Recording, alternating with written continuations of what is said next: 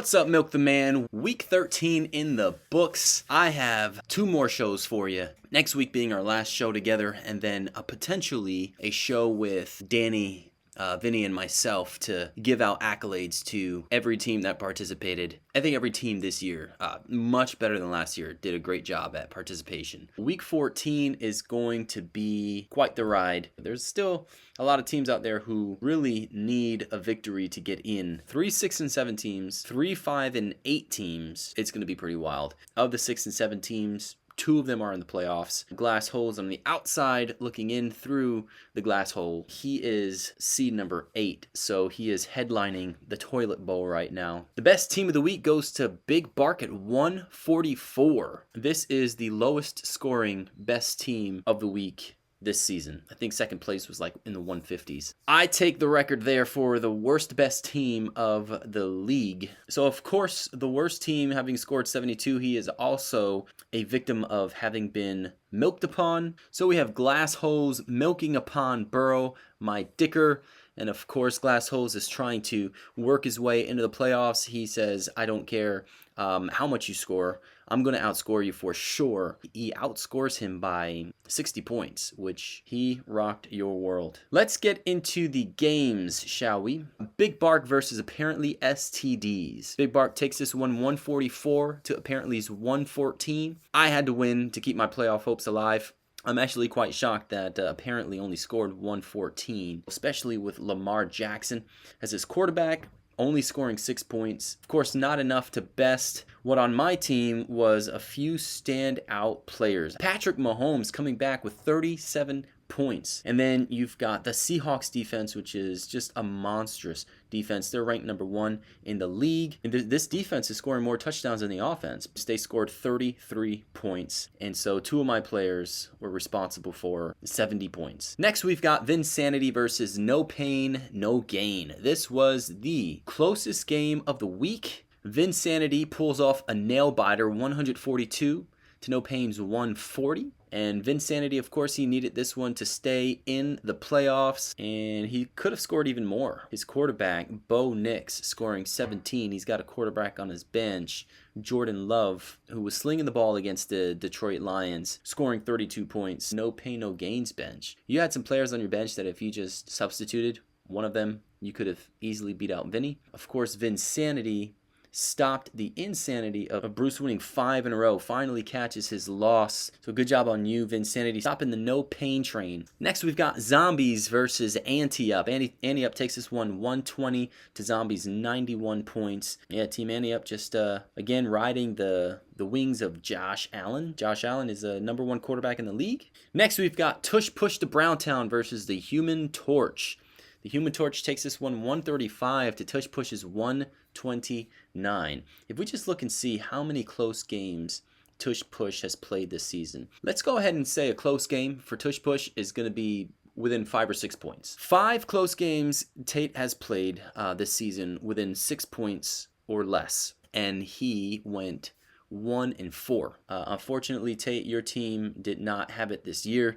They didn't have enough push in the tush. So if you win, you still may not make it into the playoffs. Good on you, the Human Torch, in keeping your playoff spot, seed number 5 in the league. Next, we've got Burrow My Dicker versus Glass Holes. Glass Holes takes this 133 to Burrow My Dicker's 72 points. This isn't worth much of a recap other than just to look at Glass Holes and look at his bench. 4 players on his bench that are out. Literally, all he has are the players in his starting lineup. If his starting lineup doesn't perform well, he has nobody on his bench. If somebody gets hurt, that's essentially the end of Glass Holes if one of his players gets hurt. That's how much of a dire need he has for his starting lineup to perform. Your bench, Burrow My Digger, nearly outscored your starting lineup, which is saying something. Maybe you're a bad manager. Maybe you gave up. Maybe it just wasn't your week. It's definitely not your year. So congrats, Glass Holes, in raising your team's record to 6 and 7. It's not the greatest record, of course, but you're seed number 8 and you're 1 seed out of the playoffs. And lastly, we've got Mud Dogs versus Genty. Genty, of course, takes this one 130 to 121.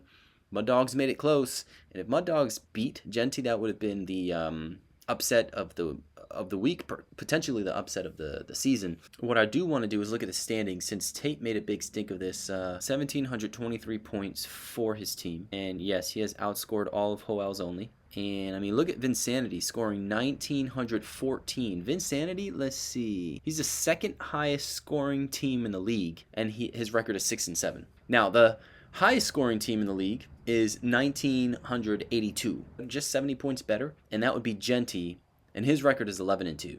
Isn't that crazy? Number 1 in the league versus number 6 in the league, and they're both the top 2 scoring teams in the league. This season has truly been unpredictable. I know I got a lot of predictions wrong, but I did get all of my predictions right for this week, so we'll see if we can keep it going for week 14. Let's start with Big Bark versus Burrow, my dicker. I couldn't be going against a better team to have a must-win game. I need a win to stay in the playoffs for sure. Worst possible time to have a bye week. On my team, I have Rico Dowdo, who is out. I'm really banking on Omarion Hampton being ready for this week, because if not, I'm going to be in some trouble. And then Burrow, my dicker, has got a tight end who is on a bye as well. Got a questionable quarterback, questionable running back. He's got an injured wide receiver. He does have those substitute pieces ready to go in his bench. If Omarion Hampton is in the game, he's going to run this team into the playoffs, and my team is going to raise their record to 7-7, and Burrow, my dicker, is going to fall to 5-9. Next, we've got Vinsanity versus Zombie Ate My Neighbors. This also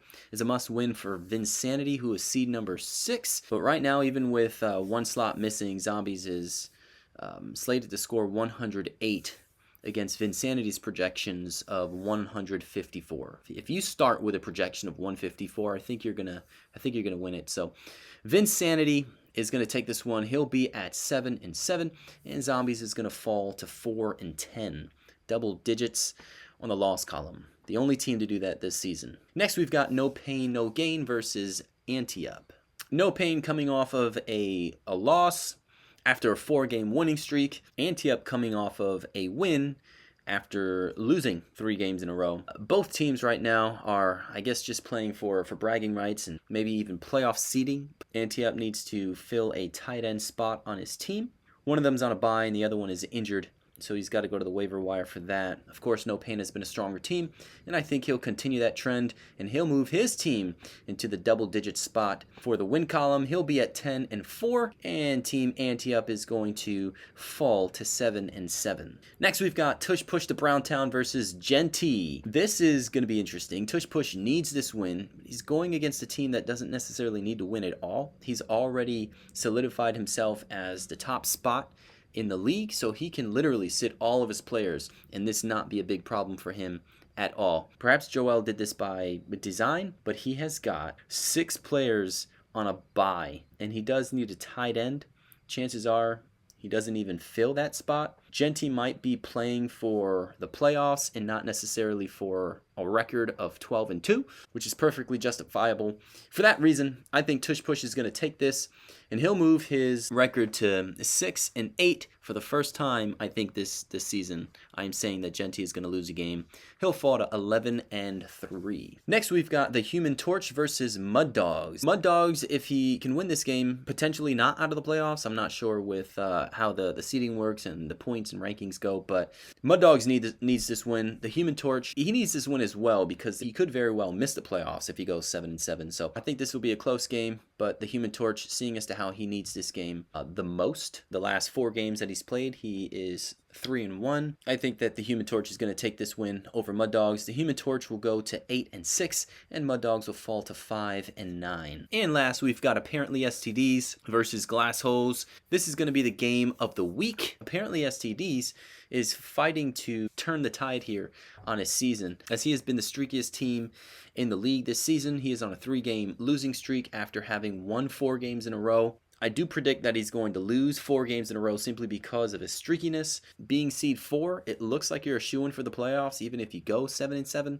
Glass Holes is fighting to get to 7-7. Glass Holes is banking on his starting lineup being what his starting lineup has been as of recently. He has gone 3 weeks in a row with a win. I think he's gotten too far to stop now. He is seed number 8, and I think he's going to raise his record to 7-7.